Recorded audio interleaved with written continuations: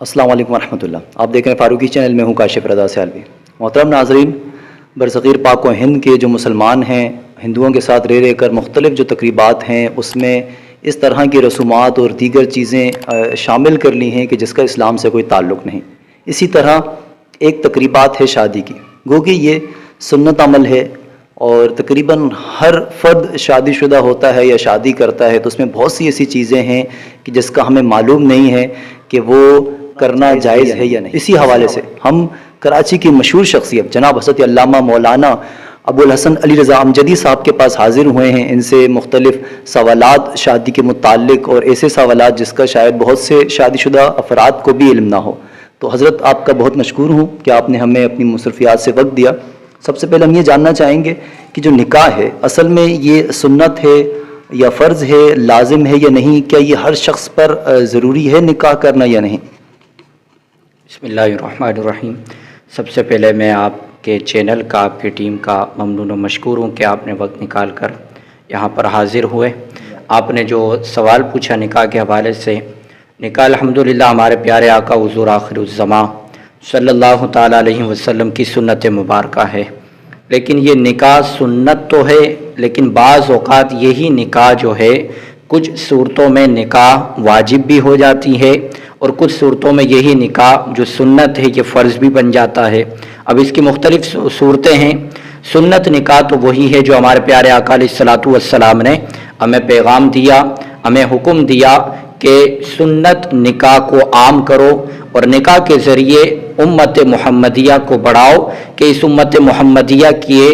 वजह से कल इंशाअल्लाह रहमान अल्लाह तबारक व तआला की बारगाह में सारी उम्मतों में मैं अपनी उम्मत पर फ़ख्र करूँगा उम्मत की कसरत की वजह से। और जिन सूरतों में निकाह वाजिब हो जाता है वो सूरतें ये है कि जैसे इंसान वो अपनी शहवत की वजह से या अपने दीगर चीज़ों की वजह से या अपनी बदनिगाही और बेहयाई की वजह से वो गुनाह में मुलव्विस हो जाता है, उसका गुनाह से बचना बहुत ज़्यादा दुश्वार हो जाता है। तो उस सूरत में फिर हुज़ूर अलैहिस्सलाम का ये हुक्म है कि अब उस पर निकाह वाजिब है कि वो निकाह करे ताकि वो बदनिगाही से, बेहयाई से और शहवत वाले दीगर गुनाहों से बच सके। दूसरे हज़रत हम ये देखते हैं अक्सर बाज़ औक़ात लोग हैं जो शहवत का शिकार भी होते हैं, बदफ़ेली का शिकार भी होते हैं, लेकिन कुछ मसाइल के बिना पर वो शादी करने से इनकार करते हैं कि घरेलू मसाइल हैं, पैसे हैं, दीगर हैं। तो क्या इन बिना पर शादी करना, क्योंकि बात के मामलात होते हैं, तो उस पर आप क्या कहेंगे? देखें हज़रत, मसला ये है कि हुज़ूर अलैहिस्सलाम ने तो हमें निकाह का हुक्म दिया कि आपने निकाह करना है और ये सुन्नत है और कुछ सूरतों में वाजिब भी हो जाता है। जैसा कि आपने ये पूछा कि घरेलू मामलात और हो सकता है बेरोज़गारी की वजह से या माली तंगी के हवाले से अगर निकाह करना चाहे तो वह निकाह नहीं कर पाता, या आगे की अपनी ज़िंदगी को देखकर वो ये सोचने लगता है कि मैं निकाह के हुकूक को, अपनी बीवी के हुकूक को सही तौर पर अदा कर पाऊँगा या नहीं। तो निकाह तो सुन्नत है। हुज़ूर अलैहिस्सलाम ने इस निकाह का सिर्फ हमें हुक्म ना दिया बल्कि इस निकाह में हमारे लिए बहुत सी मसलहतें भी हैं और इस निकाह में हमारे लिए बहुत सी बरकतें भी हैं। अगर इंसान अच्छी नीयत के साथ, रज़ाए इलाही के साथ, हुज़ूर अलैहिस्सलाम की सुन्नत मुबारका की वजह से अगर वो इंसान सुन्नत अदा करने के लिए निकाह कर लेता है तो अल्लाह ताला इसकी सारी रुकावटों को भी, माली तंगियों को भी दूर फरमाएगा, क्योंकि यह हमारे नबी का फरमान है। दूसरा हज़रत ये कि निकाह में जैसे गवाह, कबूल व हिजाब, वकील, हकमेर, खुतबा, ये तमाम चीज़ें होती हैं, तो इसमें क्या कोई तरतीब है या कोई रह जाए या कोई छूट जाए? देखिए हज़रत, सबसे पहले तो निकाह में दो गवाहों का होना ज़रूरी होता है जो कि वाजिब है, उनके बग़ैर निकाह नहीं होगा। और दूसरी बात, महर ये भी वाजिब है, इसका अदा करना भी ज़रूरी है। खुतबा सुन्नत मुबारका है कि निकाह में अगर खुतबा दिया जाए तो ये सुन्नत है, और खुतबा जब पढ़ा जाए तो पढ़ने वाला जब खुतबा पढ़ रहा होता है तो जितने भी सामाईन मौजूद हैं उन सब पर लाजिम है और वाजिब है कि वो खामोशी के साथ खुतबा समाअत करें। और खुतबा अगर ना भी दिया जाए तो निकाह हो जाएगा, क्योंकि खुतबा देना सुन्नत है और सुन्नत के तर्क की वजह से निकाह में कोई फ़र्क नहीं आएगा। और इजाब व कबूल भी ज़रूरी है, इजाब व कबूल के बगैर निकाह درست نہیں ہوگا، یہ بھی واجب ہے، اور اسی طرح مہر کی رقم بھی ادا کرنا واجب ہے۔ اب چاہے وہ مہر پہلے ادا کر دیا جائے، چاہے اس وقت ادا کرے یا چاہے بعد میں ادا کرے، یہ ہر صورت میں جو ہے وہ سنت مبارکہ صرف خطبہ ہے کہ اگر اس کے بغیر ہوئی خطبہ نہ دیا جائے تو نکاح ہو جائے گا، لیکن ایجاب و قبول مہر گواہان کا ہونا نکاح کے وقت ضروری ہے۔ اور حضرت بعض اوقات ہم دیکھتے ہیں کہ ولیمے کے حوالے سے بہت بحث ہوتی ہے، کچھ لوگ کہتے ہیں کہ ولیمے کا رخصتی سے پہلے فوراً بعد ہونا ضروری ہے، کچھ کہتے ہیں کہ بعد میں بھی آپ کر سکتے ہیں، تو ولیمے کے حوالے سے شرعاً کیا حکم ہے کہ اگر وہ نہ کیا جائے یا وہ فوراً کیا جائے تو اس پر کیا ہے؟ دیکھیں، ولیمے کے حوالے سے یہ کہ ولیمہ کرنا سنت مبارکہ ہے، اور آپ علیہ الصلوۃ والسلام نے جو ولیمے کے حوالے سے بتایا کہ نکاح رخصتی کی جو رات ہوتی ہے، نکاح رخصتی، اس کے اگلے دن ولیمہ کرنا سنت ہے یا ایک دن چھوڑ کر دوسرے دن نکاح کرنا سنت ہے۔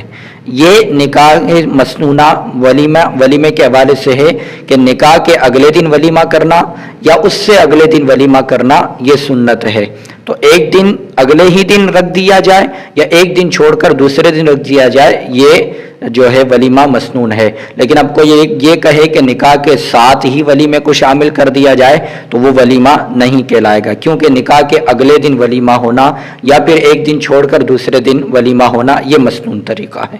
اور اگر کوئی شخص ولیمہ نہیں کرتا تو کیا نکاح پر یا شادی پر کوئی اثرات مرتب ہوں گے اس کے؟ دیکھیں، ولیمہ سنت ہے، اگر کوئی شخص نہیں کرتا، وہ چاہے کسی بھی حیثیت سے نہ کرے، مالی تنگی کے لحاظ سے ہو یا دیگر کسی بھی حوالے سے ہو، اگر وہ ولیمہ نہیں کرتا تو شادی پر کوئی اثرات اس کے نہیں آئیں گے، شادی پر کوئی اثر نہیں ہوگا، نکاح ہو چکا ہے تو اب وہ دونوں زوجین کے رشتے میں شامل ہو چکے ہیں، ولیمہ نہ کرنے سے نکاح پر کوئی اثر نہیں پڑے گا۔ دوسرا حضرت، کیونکہ ظاہر مہنگائی کی شرح بہت زیادہ ہے، بہت سے لوگ مالی وسائل پر اتنے نہیں ہوتے، گھروں میں بیٹیاں موجود ہوتی ہیں اور پیسوں کی نہ ہونے کی وجہ سے ان کی شادی عرصہ دراز تک نہیں ہوتی، تو ہم لوگوں نے شادی کو جتنا مشکل بنا دیا ہے، لاکھوں روپے کے بنا شادی نہیں ہوتی، تو کیا واقعی شادی اتنا مشکل ہے یا پھر مختصر سے خرچے میں شادی شرعاً ہو جاتی ہے؟ دیکھیں، نکاح جو ہے وہ بالکل مختصراً اگر ہم دیکھیں تو اس معاشرے کے حساب سے ہم نے نکاح کو ہو، ولیمہ ہو، چاہے دیگر رسم و رواج ہو، اس کو ہم نے خود اپنے اوپر مہنگا کر دیا اور اپنے آپ پر اس کو دشوار کر دیا۔ اگر ہم دیکھیں نکاح کا اصل مقصد اور نکاح کی بنیاد کیا ہے، تو نکاح نام ہے ایجاب و قبول کا، گواہان کا،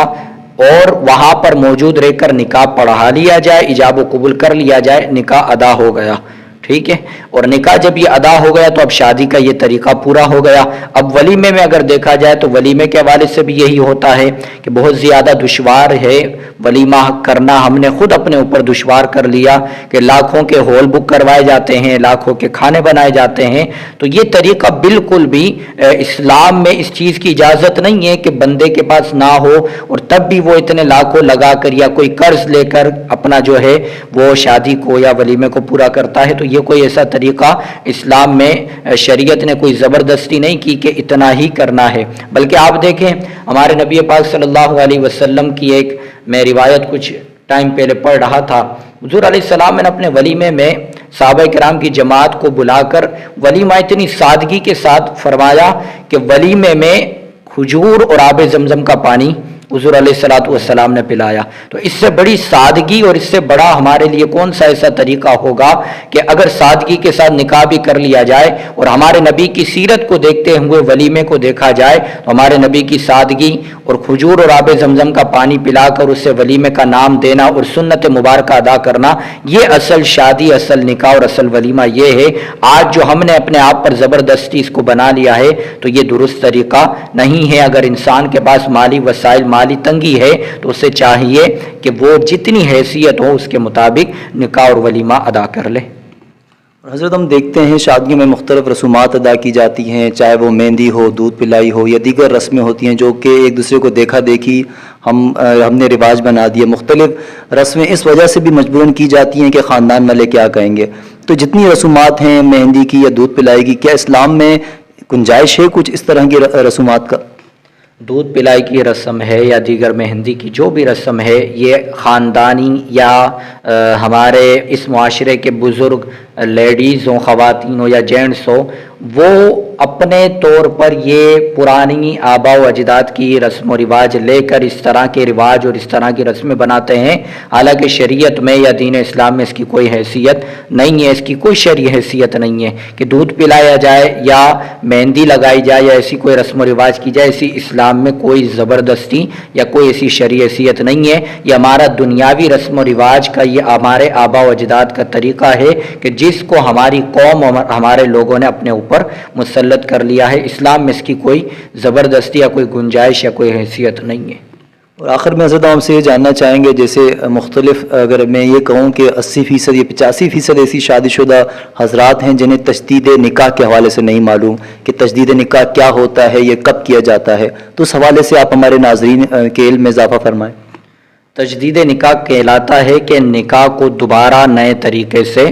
دوبارہ ایجاب و قبول کرنا، یہ اصل تجدید نکاح کہلاتا ہے۔ اب اس کا طریقہ کار یہ ہوتا ہے کہ شوہر اور بیوی اگر موجود ہیں، وہ آپس میں بھی تجدید نکاح کر لے تو تجدید نکاح ادا ہو جائے گا۔ اس کا طریقہ اور الفاظ یہ ہے کہ شوہر اپنی بیوی سے یہ کہہ دے کہ میں آپ کو اپنے نکاح میں قبول کرتا ہوں، کیا آپ مجھے اپنے نکاح میں قبول کرتی ہیں؟ دونوں ایک دوسرے سے یہ الفاظ کہہ دیں، دونوں ایک دوسرے سے قبول کے الفاظ کہہ دیں تو یہ ایجاب و قبول بھی ہو گیا، اور یہی اصل تجدید نکاح کا طریقہ ہے۔ اور تجدید نکاح کب کیا جاتا ہے؟ ویسے حضور علیہ الصلوۃ والسلام اور دیگر بزرگان دین کی بھی یہی روایت اور یہی طریقہ کار رہا ہے، اور وہ یہ فرماتے ہیں کہ انسان کو چاہیے، جو شادی شدہ حضرات ہیں انہیں چاہیے کہ وہ روزانہ رات میں سونے کے وقت تجدید نکاح کر لیا کریں۔ دن میں کچھ پتہ نہیں ہے کہ اس کے الفاظ کیا نکل گئے ہوں یا اس کا کوئی بھی جملہ ایسا نکل گیا ہو جو معاذ اللہ ثم معاذ اللہ جو نکاح کے توڑنے کی طرف چلا گیا ہو، یا کوئی بھی ایسے گناہ کی طرف چلا گیا ہو کہ جس سے نکاح میں بھی اثر پڑتا ہو، تو اس لیے انہیں چاہیے کہ رات کو توبہ کر کے ایمان، تجدید ایمان اور تجدید نکاح، یہ دونوں چیزیں کر کے جو ہے سوئے، تو یہ طریقہ بہتر ہے، اور یہی ہمارے بزرگوں کی روایت اور یہی ہمارے بزرگوں کا طریقہ ہے۔ اور اگر تجدید نکاح میں مہر وغیرہ کا ہونا یا نہ ہونا، اس سے کوئی فرق نہیں پڑے گا؟ تجدید نکاح میں اس کی کوئی ضرورت یا کوئی حاجت نہیں ہوتی، تجدید نکاح میں صرف ایجاب و قبول، یہی تجدید نکاح کا طریقہ کار ہے۔ حضرت میں بہت مشکور ہوں، اور ماشاءاللہ بہت ہی جتنے سوالات تھے ان کا آپ نے علمی جواب دیا، اللہ پاک آپ کے علم میں مزید اضافہ فرمائے۔ آمین، جزاک اللہ۔ آپ بھی یہاں پر تشریف لائے، اللہ تعالیٰ آپ کے علم میں، عمر میں، آپ کی اس ٹیم کے اخلاص میں مزید برکتیں عطا فرمائے۔ آپ بھی ہمیں لازمی دعاؤں میں یاد رکھیے گا، اللہ تعالیٰ آپ کو سلامت رکھے۔ جزاک۔ ناظرین، یہاں آنے کا مقصد یہ تھا، علماء کرام سے جاننے کا مقصد یہ تھا، کیونکہ ظاہر ہے ہر شخص کی مصروفیات ہوتی ہے، علامہ صاحب کی مصروفیات تھیں، آپ تک ایک معلومات پہنچانا کہ آج کل دور حاضر میں کون سی ایسی چیزیں ہیں کہ جو ہم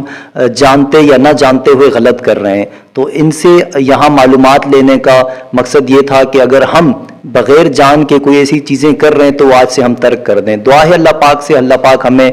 بہتر طریقے سے علم سیکھنے اور آگے پہنچانے کی توفیق عطا فرمائے۔ اللہ پاک ہم سب کا حامی و ناصر ہو۔ تاجدار ختم نبوت زندہ باد، پاکستان پائندہ باد۔